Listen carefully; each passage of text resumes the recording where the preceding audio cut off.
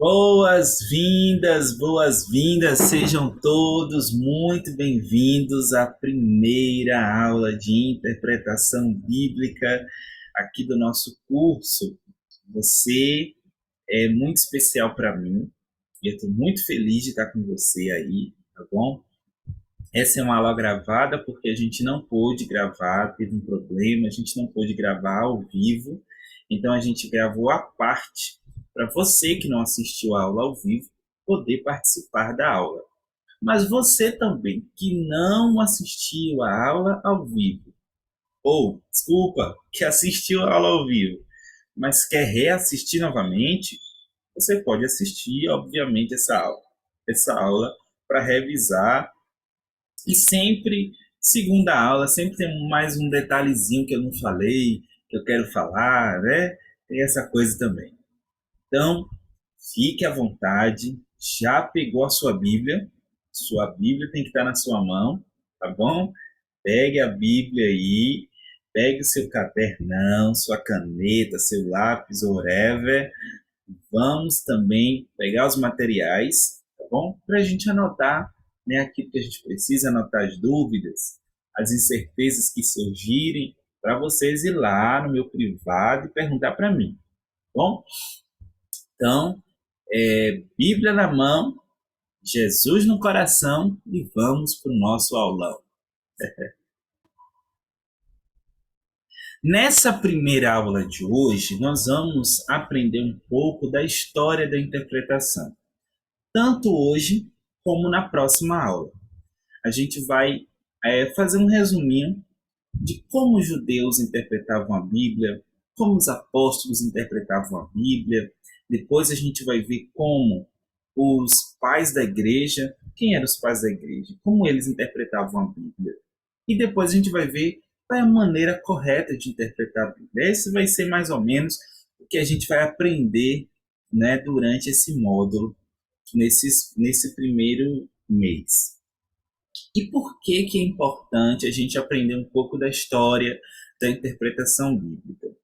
Porque há várias coisas importantes que a gente precisa entender sobre a interpretação bíblica. Coisas que vão preparar a gente, né, para entender as abordagens. Por que que hoje a gente interpreta a Bíblia da maneira que interpretamos ela?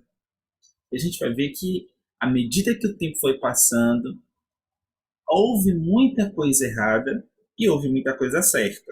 Então a gente pega a certa e deixa errada, né?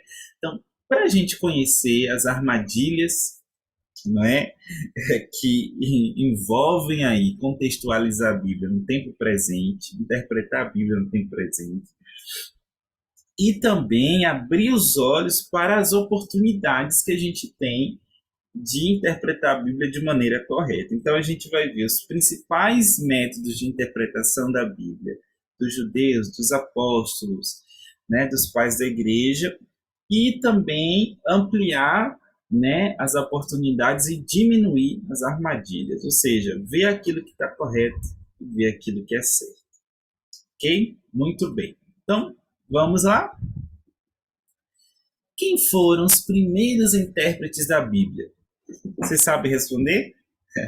Os primeiros intérpretes da Bíblia, gente, foram aqueles que possuíram seus escritos que pela primeira vez, ou seja, o Israel antigo, né, os israelitas antigos que estudaram e fizeram a redação daquilo que depois seria conhecido como Escritura Hebraica, Bíblia Hebraica, Antigo Testamento. Então, esses foram os primeiros intérpretes da Bíblia. Por quê? O que é que acontecia nessa época? Vinha um escritor, por exemplo, eu sou Moisés, e aí eu escrevo lá Gênesis, ok? Porém, vai passando o tempo e algumas cidades que eu escrevi, sobre as quais eu escrevi, ou alguns costumes sobre os quais eu escrevi, ou alguns nomes sobre os quais eu escrevi, já não existem mais, já mudaram, né? Cidades, Criat Arba mudou para Hebron, né? Costumes como, por exemplo, por que que eu não posso comer a parte da coxa da carne do boi? Por que isso? Né? Costumes que foram se concretizando. O tempo passou. E aí, outros escritores, né, vieram e, de alguma maneira, reescreveram, editaram esses textos fontes, esse texto aí de Moisés, para, de alguma forma, responder essa nova realidade, essa atualização da geração anterior. Então, esse fenômeno na academia se chama alusão intrabíblica ou exegese interbíblica. Ou seja, era quando editores, escribas, reescreviam, editavam e atualizavam esses textos fontes, né, para de uma forma assim responder às novas realidades da geração de cada editor. Então, por exemplo, como eu falei com você dos nomes, né? Lá em Gênesis 32, 23, versículo 2, diz assim: Sara morreu em Kiriat Arba. Passou o tempo e que cidade é essa? Né? O pessoal, que cidade é essa? Kiriat Arba. Aí alguém que sabe diz assim, isso é Hebron. Aí colocou lá no texto, isto é Hebron. Não é? Então veja, eles, os intérpretes simplesmente trazem explicações sobre nomes, lugares desconhecidos, costumes desconhecidos, não é? Ou origem de algum costume, são explicações, não é, dentro desses textos, a fim de atualizar esses textos. E aí, com o passar do tempo, o Israel antigo aceitou tanto esses escritos como tendo autoridade, como também os escritos editados. Então, os escritos editados e os escritos posteriores, né, desculpa, os textos fontes, passaram a se tornar autoridade. Então, em pouco tempo, tanto os textos revisados como os textos fontes, né, se tornaram autoridade. E por isso estão nas nossas Bíblias hoje. Então, muitas vezes, o que acontece é que nessas edições, os escritores, né, eles atualizavam para que as novas gerações entendessem melhor. Então, era uma interpretação dentro da própria Bíblia. Ok? Um exemplo disso, um exemplo muito mais longo, é primeiro e segundo Reis e primeira e segunda Crônicas. Primeiro e segundo Crônicas. Primeiro e segundo Reis é um texto fonte. Você vê que ali há histórias de reis, enfim. Mas primeiro e segundo Crônicas é uma reinterpretação dos reis a partir da realidade do pós-exílio. Ou seja, foi escrito depois do exílio, né, da Babilônia, 70 anos então depois que eles voltaram do exílio. Primeiro e segundo Reis foi reescrito, mas agora na forma de primeiro e segundo Crônicas. Então, é um exemplo muito clássico disso, né? Você vê, por exemplo, histórias de reis, lá no livro dos reis, história de algum rei curta, mas em crônicas mais longa, né? Ou, ao contrário, em crônicas a história de um rei é curta e lá em reis a história é mais longa, né? Em reis você tem histórias de alguns profetas que em crônicas não tem. Por quê? Porque, na verdade, não é, vai da intenção do escritor, né, para o seu público atual. Então, aquele editor queria falar uma coisa para o público atual, né, sobre o mesmo evento, sobre a mesma história. Então, esses textos editados foram se tornando autoridade também, e as gerações posteriores passaram a preservar tanto os textos fontes como os textos revisados como tendo autoridade. E por isso que estão dentro das nossas Bíblias. Isso não está fora da Bíblia, tá? Isso está dentro da Bíblia. Então você vê, né, por exemplo, um costume aparentemente obsoleto, que é aquele costume de Ruth, capítulo 4, versículo 7, né? Se você abrir a Bíblia aí comigo, em Ruth 4, versículo 7, você vai ver um exemplo disso, né? Ruth 4, versículo 7. Olha como está escrito esse texto. Ruth 4, versículo 7. Este era outrora o costume de Israel, quanto a resgates e permutas.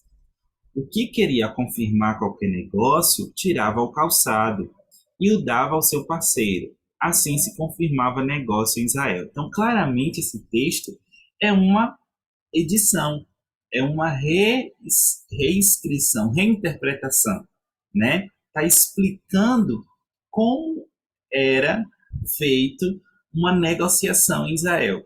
Obviamente, esse texto aqui está falando de uma história que aconteceu há muito tempo atrás, da época que esse texto estava sendo escrito aqui, né? Então, ele precisou interpretar para a nova geração dele aquilo que estava acontecendo atrás. Então, dentro da Bíblia acontece muito isso. Dentro do Antigo Testamento, aí você vê expressões como: por isso que nos dias de hoje é assim, hoje essa cidade se chama tal, tal. Ou seja, explicações para o tempo de hoje. Foi assim que começou a interpretação bíblica, né? Foi desse jeito que começa a interpretação da Bíblia. Muito bem. Após isso, né, os primeiros intérpretes conhecidos pelos nomes foram os levitas que ajudaram ali Esdras, o escriba, na ocasião de Neemias 8, 7 a 8. Né? A gente vê que depois que os judeus voltaram do exílio da Babilônia, eles precisaram muito de ajuda nas escrituras. Por quê? Porque na Babilônia, eles passaram muito tempo ali, fora do seu país. E por passarem muito tempo fora do seu país, muitos tinham já esquecido a sua língua materna, que era o hebraico.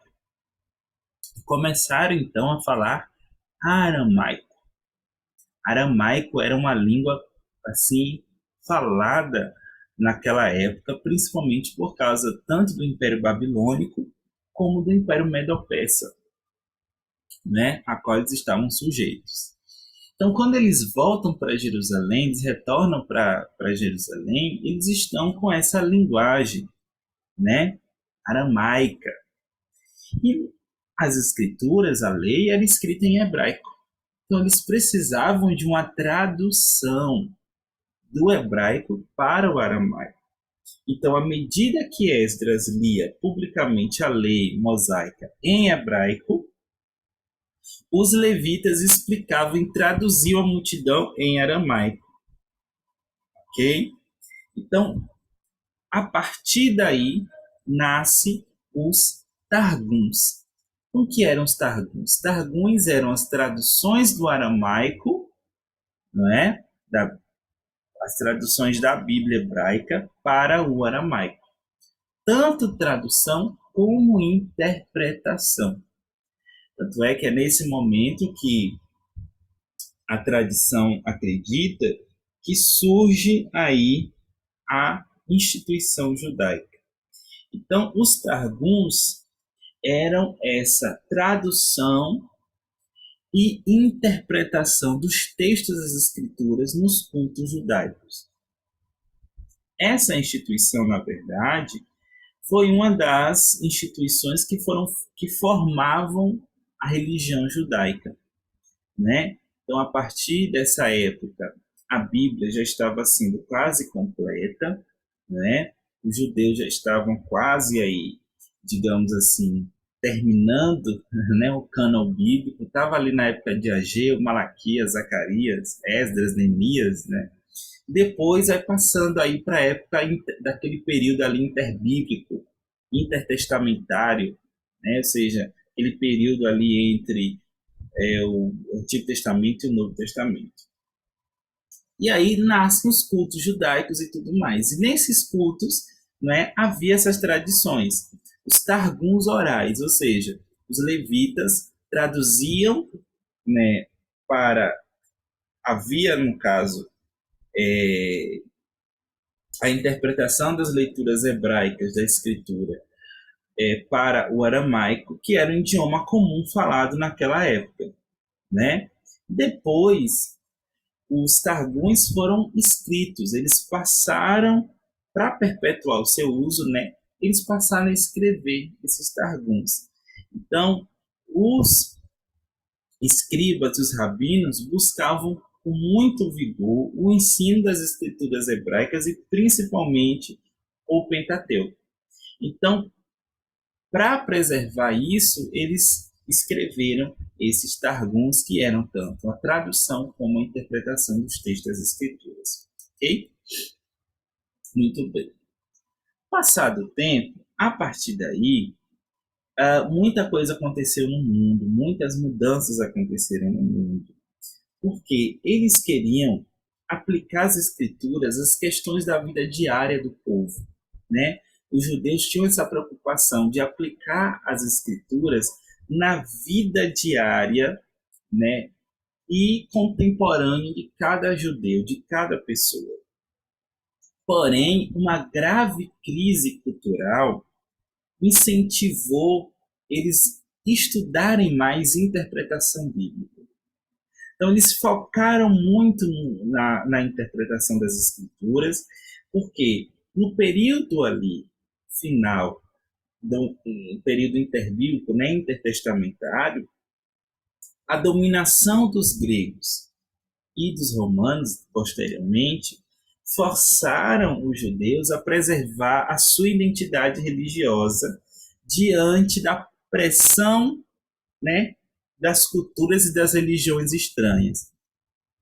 Porque a Grécia dominou o mundo naquela época e trouxe várias influências, não é, das religiões estranhas ali, das religiões gregas, de filosofias e tudo mais. Então, os judeus começaram a preservar a identidade religiosa, preservando assim através do estudo e da interpretação das escrituras. Então, eles começaram a focar no estudo das escrituras antigas, no estudo das escrituras sagradas. E aí, eles começam a aperfeiçoar os seus métodos de interpretação, não é? Nesse período, eles então formam 3 abordagens, né? Cada abordagem era associada a um centro da vida religiosa judaica e a uma escola de pensamento diferente. Porque os judeus começaram a se espalhar no mundo, né?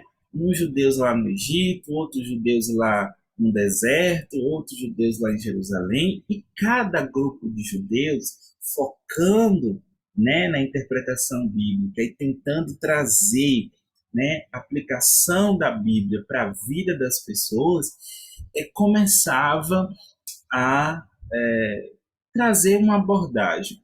Então, cada abordagem, né, falava de um grupo de judeus que estavam espalhados ali nas cidades. Tá? E são três formas que os judeus formaram, levantaram, né, de interpretação bíblica, e a gente vai aprender essas formas agora. Ok? Muito bem. A primeira forma é aquilo que a gente chama de interpretação alegórica. O que seria essa interpretação alegórica? Uma historinha aqui para vocês, né?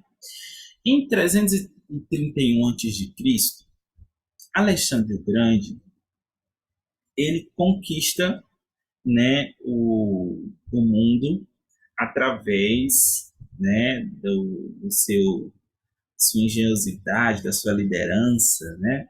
Ele conquista o Império Persa e a conquista dele inclui ali a região da Palestina. E ele tanto ele como seus sucessores começou a impor, né, para cada lugar que ele conquistava, ele começou a impor a sua cultura, a cultura grega. E isso chegou nas comunidades judaicas também, né? Havia uma comunidade judaica na cidade de Alexandria, uma cidade que inclusive levou o seu nome, né, Alexandre. Ali havia uma comunidade muito forte de judeus. Havia alguns judeus que estavam ali.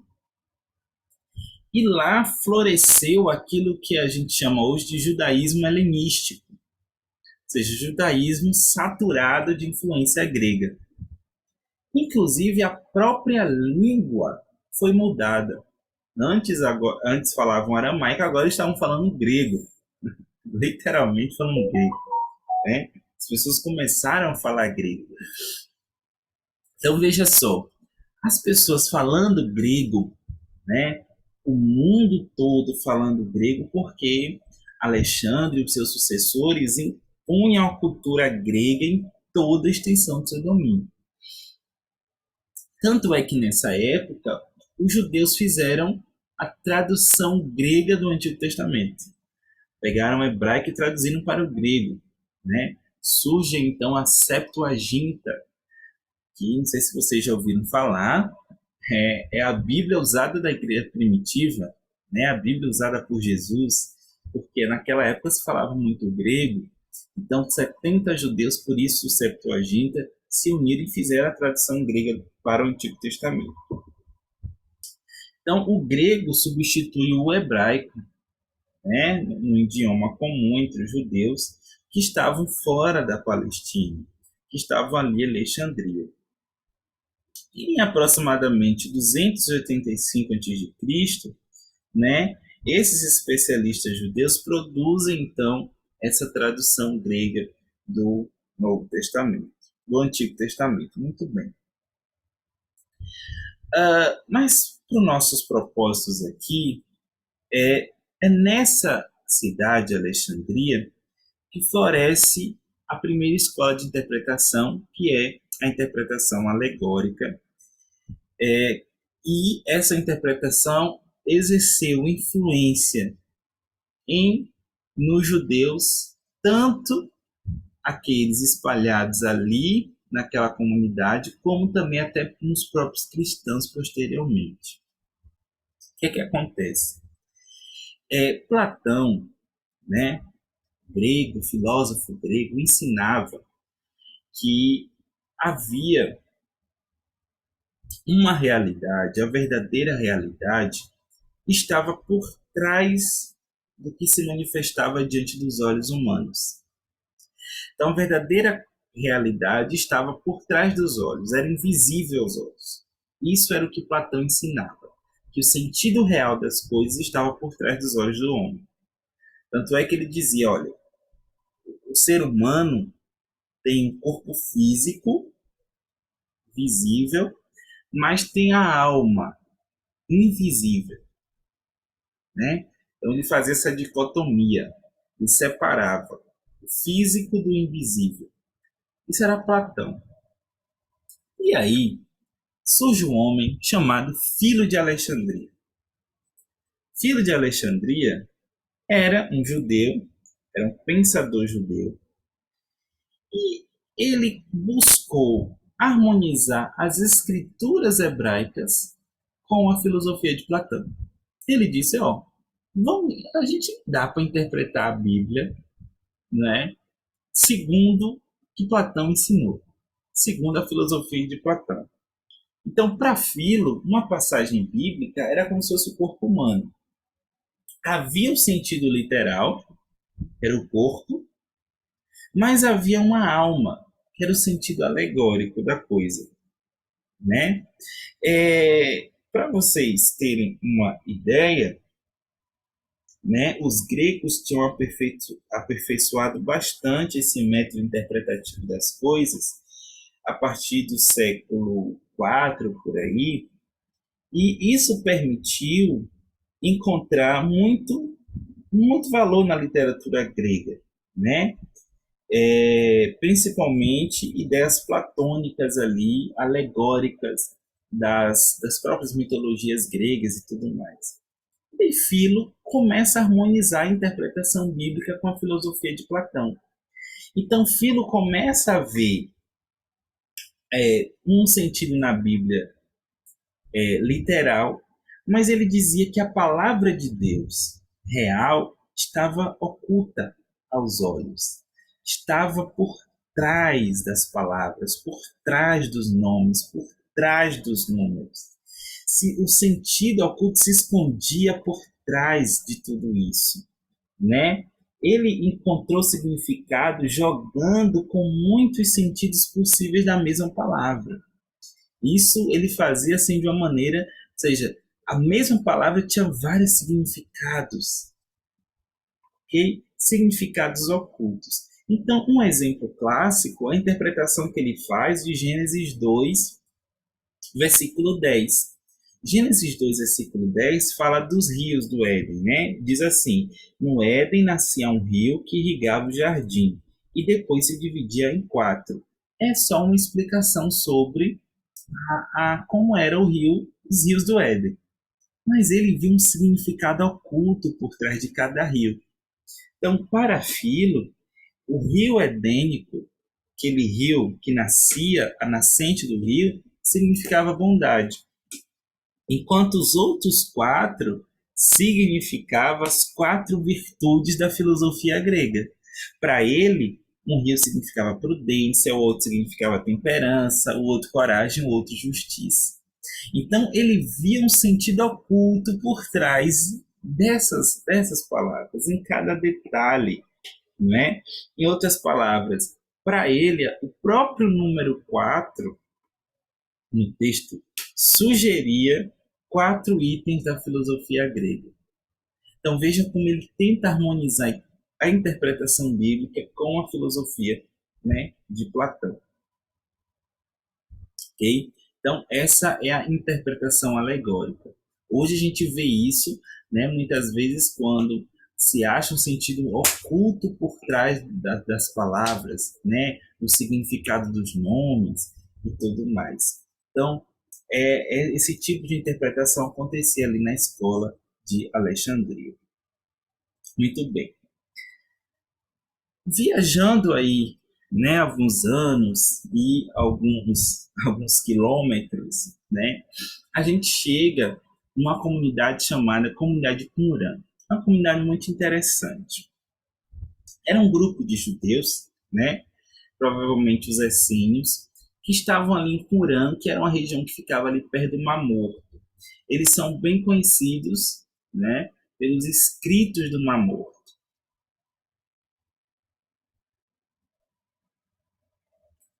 Muito bem. Eles eram uma comunidade que eles consideravam o judaísmo de Jerusalém apóstata. O judaísmo de Jerusalém era, para eles, falido, errado, né? Eles eram corruptos. Então, para eles eram o grupo correto. Eles foram para o deserto, foram viver uma vida solitária, né? Fora da cidade, e liderados aí pelo seu mestre de justiça, né, que era o fundador dessa seita judaica, eles começaram a viver essa vida solitária para se preparar, não é, para a vinda do Messias e especialmente aguardar o julgamento iminente de Deus, que para eles Deus iria julgar Jerusalém errada, né, os judeus lá que estavam em Jerusalém, tudo corrupto, tudo errado, e eles iriam restaurar a aliança do verdadeiro Israel através do Messias. E esse verdadeiro Israel, no caso, eram eles mesmos, né? E eles entendiam que eles eram o verdadeiro Israel. Esse verdadeiro Israel profetizado pelos profetas do Antigo Testamento. E por eles darem,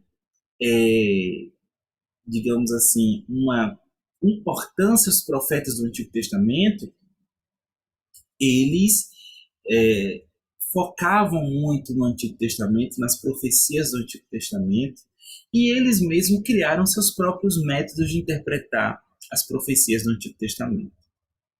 Como é que eles interpretavam as profecias do Antigo Testamento? Eles interpretavam conforme a sua própria conveniência. Então, aquilo que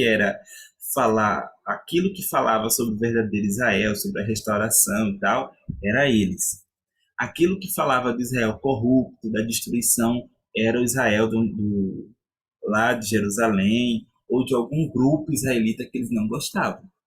Então, muitas vezes eles forçavam o texto a dizer o que o texto não estava dizendo, para provar aquilo que eles queriam provar.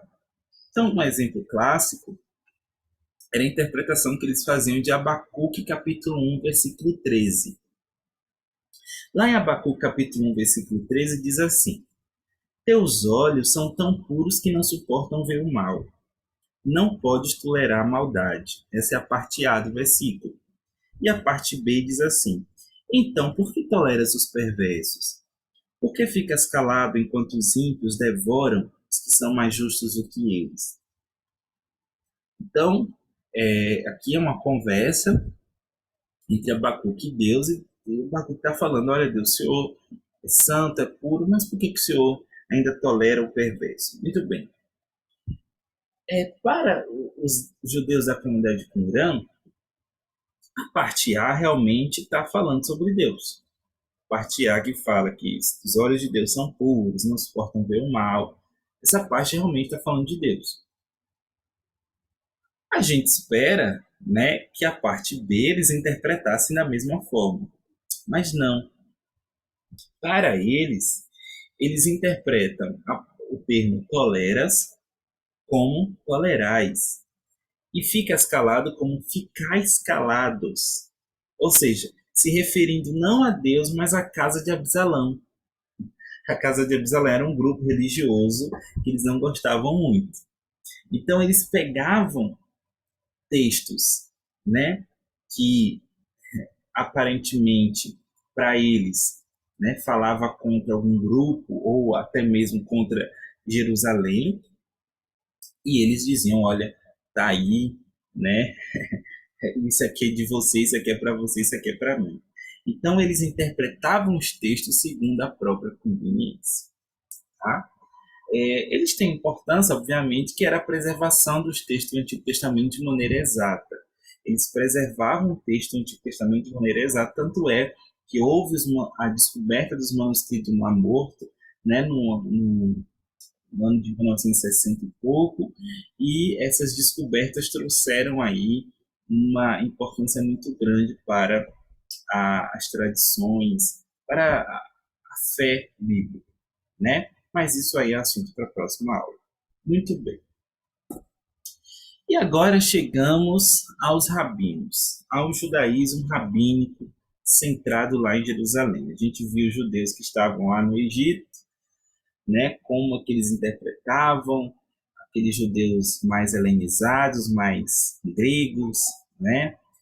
Depois a gente viu os judeus sectários, os judeus que estavam ali, né, com deserto e tudo mais, a seita, mas e os rabinos, né, que era a maioria dos judeus centrados ali na capital de Jerusalém. Esse ramo do judaísmo promoveu a obediência às escrituras hebraicas, especialmente a Torá, de uma maneira muito, muito enfática. Eles, né, pregavam muito a obediência à Torá, né, principalmente em face da pressão cada vez maior de se acomodar à cultura greco-romana. Então eles diziam assim: é necessário obedecer às escrituras, é necessário obedecer aos mandamentos e principalmente a Torá. É necessário obedecer a Torá. Então o que é que eles faziam? Os rabinos, né, que eram homens doutores da lei, eles começaram a criar literaturas, eles começaram a escrever textos, eles começaram a escrever comentários para ensinar ao povo, ensinar aos judeus, né, a obedecer a lei.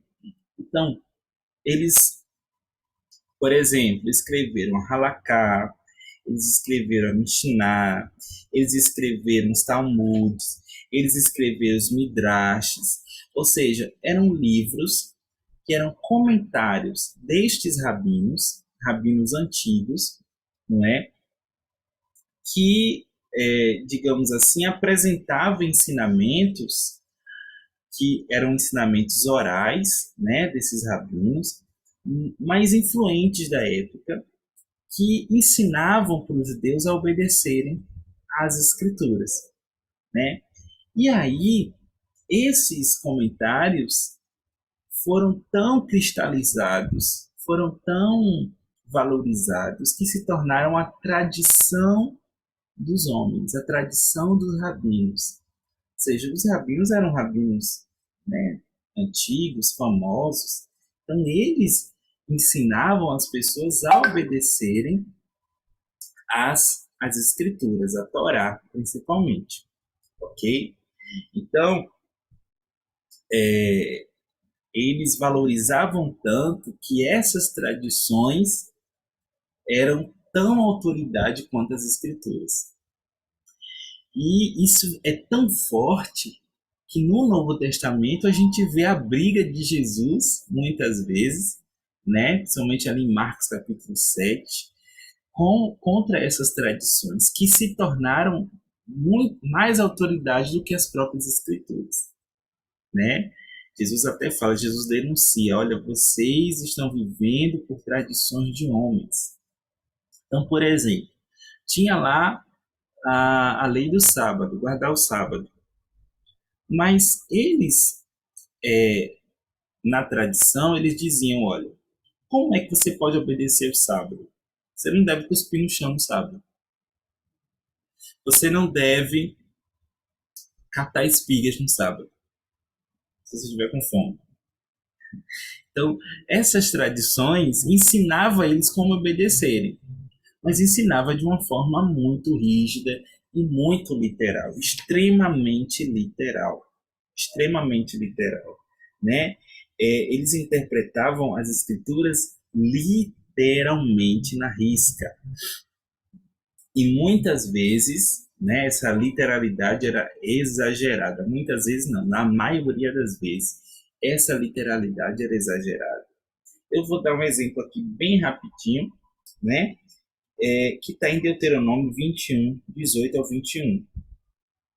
Esse texto falava sobre como os pais israelitas podiam condenar um filho rebelde, né? E aí o texto diz assim: então seu pai e sua mãe lançarão mão dele, as do filho, né?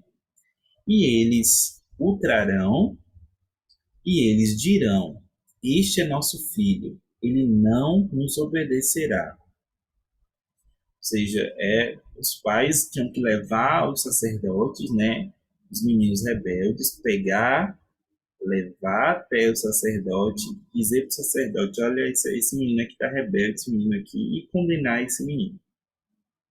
Mas eles olhavam, os rabinos olhavam tanto de uma maneira literal esse texto, não qualquer outro texto, mas esse texto especialmente, porque eu estou falando dele por causa do exemplo, né? Que eles diziam, olha, tem circunstâncias aqui no texto em que o menino não pode ser condenado. Que circunstâncias é? Se qualquer um deles tiver mão mutilada, for coxo, ou for mudo, ou for cego, ou for surdo, ele não pode ser condenado como filho teimoso e rebelde. Por quê? Porque está escrito assim: então seu pai e sua mãe lançarão mão dele. Mas e se ele não tiver mão? E está escrito também assim: e eles o trarão. Mas e se ele for coxo? Ou o pai do menino for coxo, ou a mãe do menino for coxo? Como é que eles vão levar o menino? E eles dirão: mas e se eles for mudo? Como é que ele vai dizer alguma coisa? Este é nosso filho. E se forem cegos, como é que ele vai saber que o filho está ali do lado dele, ou está desse lado, está do lado de cá? Ele não nos obedecerá. E se ele for surdo? Se o menino for surdo, como é que o menino vai obedecer alguma coisa? Então veja, essas condições diziam para ele, olha, sob essas condições, o menino pode escapar da condenação, porque eles interpretavam literalmente, literalmente. Então, assim era a interpretação das escrituras no período rabínico, né? Ali nos judeus centrados em Jerusalém, ok? Então, gente, até agora a gente viu como os judeus interpretavam as escrituras. Você consegue perceber a influência de algum desses modos no dia de hoje? Será que a gente consegue perceber isso, né? Será que a gente consegue perceber a interpretação alegórica? Será que muita gente não interpreta a Bíblia dessa maneira, vendo sentido oculto, né, por trás das palavras, né, por trás dos nomes, por trás dos números? Será que também muita gente não força o texto, né? Muitos grupos, muitas seitas, né, forçam o texto a dizer que o texto não diz só para sustentar o que ela quer? Será que isso não acontece no dia de hoje, né? Quanto à interpretação literal, exagerada, né? Muitas vezes usando para dizer assim, para, como posso dizer, Senhor, para sustentar legalismos, né? Ou até mesmo para sustentar pecado. Ah, mas a Bíblia não diz isso. Ela diz, por exemplo, os rabinos diziam assim, olha, você tem que plantar, você tem que ter um campo grande para plantar semente. Tem que plantar mais de uma, porque a Bíblia diz sementes, não semente. A Bíblia diz no plural, no plural. Então eles tinham essa ideia, né, muito rígida das escrituras, ok? Então, realmente, hoje acontece muito isso, né?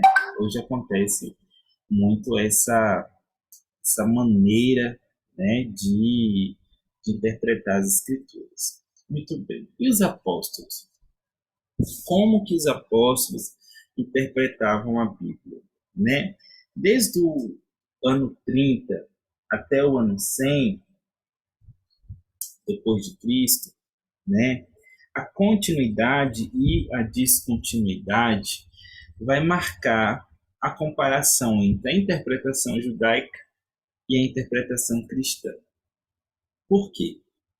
Assim como os judeus devotos, os intérpretes cristãos, eles consideravam Jesus o Messias prometido e considerava a pequena comunidade que Jesus deixou, a igreja, como um novo Israel. E aí eles recorriam às escrituras do Antigo Testamento, né, para fundamentar a sua fé. Por que as escrituras do Antigo Testamento? Porque o Novo Testamento só foi, gente, começar a ser construído 30 anos depois de Jesus, 30 anos depois de Cristo. Então, até então, a Bíblia deles era o Antigo Testamento.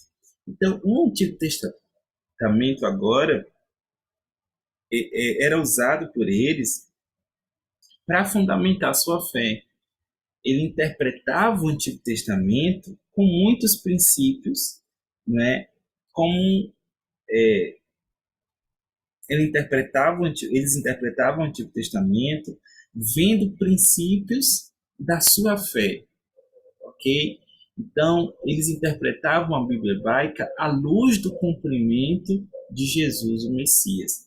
Então, agora, eles entendiam o Antigo Testamento de maneira cristológica, ou seja, eles olhavam para o Antigo Testamento não de uma maneira como os judeus olhavam, né? Eles olhavam a lei de Moisés sem Cristo, não. Agora eles olhavam a lei de Moisés com um novo significado, que era o significado de Cristo. Eles olhavam sem o véu da ignorância, né? A partir de Jesus Cristo. Jesus veio e se revelou. Então, o Antigo Testamento fala de Jesus. Então, em primeiro lugar, eles olhavam para o Antigo Testamento, davam um sentido mais amplo às passagens do Antigo Testamento à luz de Cristo, à luz do Filho de Deus. Ok? E eles usavam um método de interpretação chamado interpretação tipológica. O que é a interpretação tipológica? É encontrar acontecimentos, objetos, ideias que aconteciam no Antigo Testamento que representavam a vida de Jesus, ou a obra de Jesus, ou a vida da igreja, por exemplo. Então, um exemplo clássico é assim como de Adão nasceu o pecado, de Jesus veio a salvação. Outro exemplo, assim como José foi vendido pelos seus irmãos, Jesus também foi traído por Judas. Tá? Outro exemplo, assim como o povo de Israel saiu do Egito, Jesus também salva o povo do pecado. Então, eles vão olhando histórias do Antigo Testamento e representando essas histórias. Então, por exemplo, o Cordeiro Pascual simbolizava Cristo, né? Representava Jesus, assim como o sangue do Cordeiro foi o livramento para o povo de Israel no Egito, assim também o sangue de Cristo nos livra da condenação do pecado e da morte. Então, eles pegavam um sentido tipológico, né, que significava o quê? Acontecimentos do Antigo Testamento que representavam acontecimentos do Novo Testamento. Okay? 2 livros do Novo Testamento, Mateus e Hebreus, ilustram essa maneira de abordar, né? Por exemplo, em Mateus 2,17, ele escreve que a matança de Herodes, dos jovens meninos judeus, é o cumprimento de Jeremias, quando fala, ouve-se uma voz em Ramá, lamentação e choro, etc. No contexto de Jeremias, esse versículo vai se referir ao exílio de Israel na Babilônia, né? Mas, em Mateus diz que a violência de Herodes cumpriu as frases que Jeremias falou.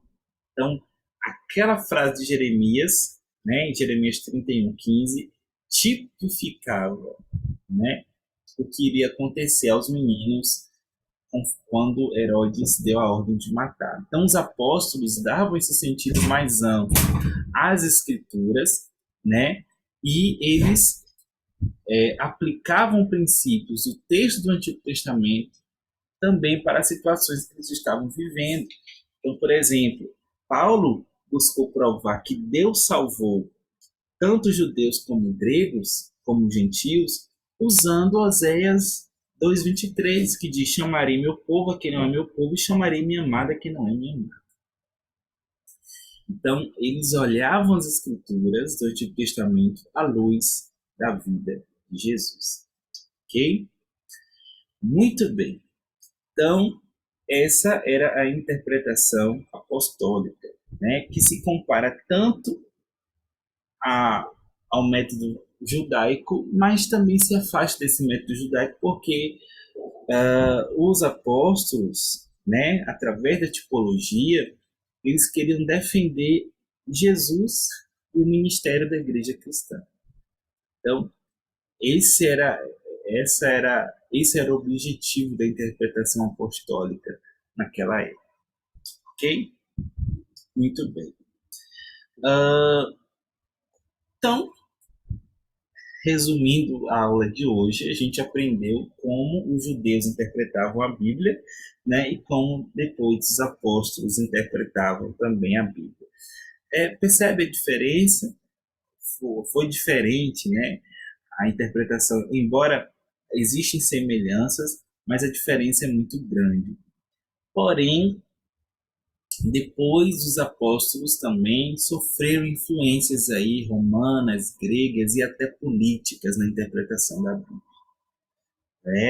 E aí a coisa começou a se desviar dos caminhos, né, corretos das Escrituras. Por quê? Porque o centro da Bíblia é Jesus. E eles estavam interpretando corretamente as Escrituras para aquele momento, para aquele contexto.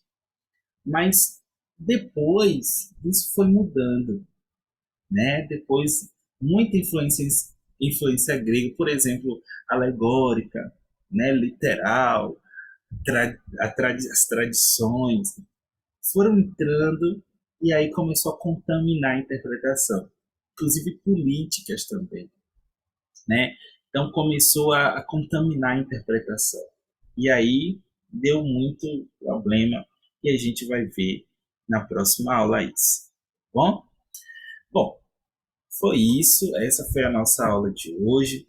Espero que vocês tenham aprendido um pouco, né, sobre como os judeus e os cristãos interpretaram a Bíblia, os apóstolos no caso, né, e que você também tenha observado influências disso hoje. E ainda hoje existem influências desse modelo de interpretação, tanto judaico como apostólico. Os apóstolos, né, estavam indo certo. Depois a coisa foi desandando e na próxima aula a gente vê isso. Tá bom? É isso. Deus abençoe você. Até o nosso próximo encontro. Em nome de Jesus.